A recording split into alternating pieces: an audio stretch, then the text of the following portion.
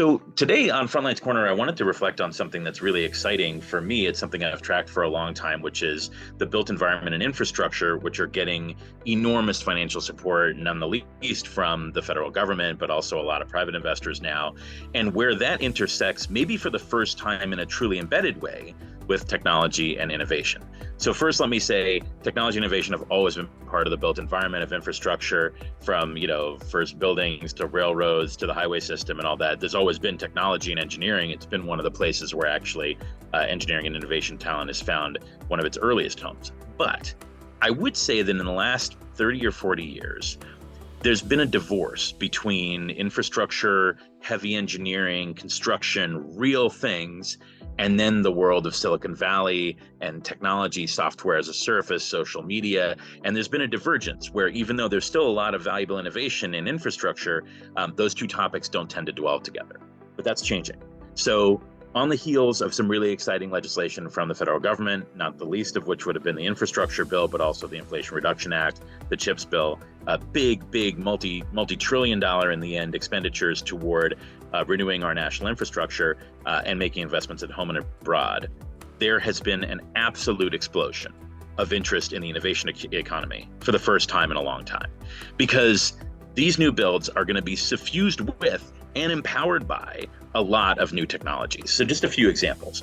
When we are thinking about the new buildings, be they new bridges or new actual towers, new single and multifamily homes, these are going to be filled with tech, energy efficiency technology, things like smart home tech, battery systems, renewable energy systems, EV chargers, things that not only drink power from the grid more efficiently, but also may give power back to the grid, that give you data on how your home is being used, how you are using appliances. These things are going to be not just things that you add on, that you bolt onto the wall and say, well, now I know something more. They're going to be in the very sinews of that technology, of that infrastructure as it gets built. It's really, really exciting. And so I think where the world of kind of energy efficiency and smart home meets the built environment, super exciting. Also, though, in the very way we're going to build these things, we have a company in our portfolio called In Situ, which is helping people visualize the built environment before it ever happens. So you can take your smartphone, no need for any kind of goggles or really high tech, and just hold it up. And if you hit a QR code, you'll see a building that's planned in the future on your phone as though it were already there. And you can check it out. You can see data around that building, jobs created, economic impact, tax revenues. This is seeing the future on your smartphone. This is incredibly cool. And it's not just cool, it's a way to build community buy-in and to lessen the not in my backyard opposition that's been such a challenge for infrastructure to get over. We're also going to have data at an absolutely extraordinary level, from national data to city data, all the way down to individual blocks and bridges, builds, homes, et cetera.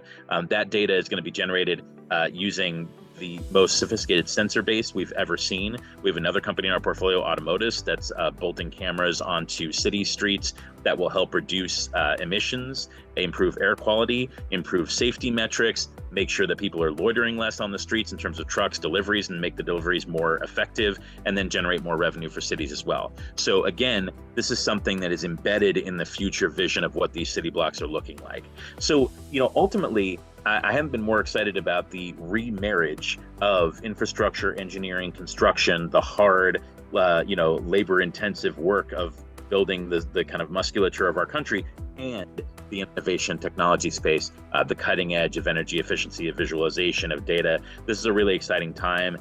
In situ, automotive, super exciting. Energy efficiency in our portfolio represented by Sealed and Block Power, Solstice, Therma.